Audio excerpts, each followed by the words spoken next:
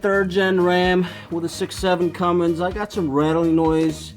It seems to be coming out of the bell housing. Now this truck has a Jasper trans in it. I bought it that way. It looks like a fairly new torque converter, possibly even a flex plate.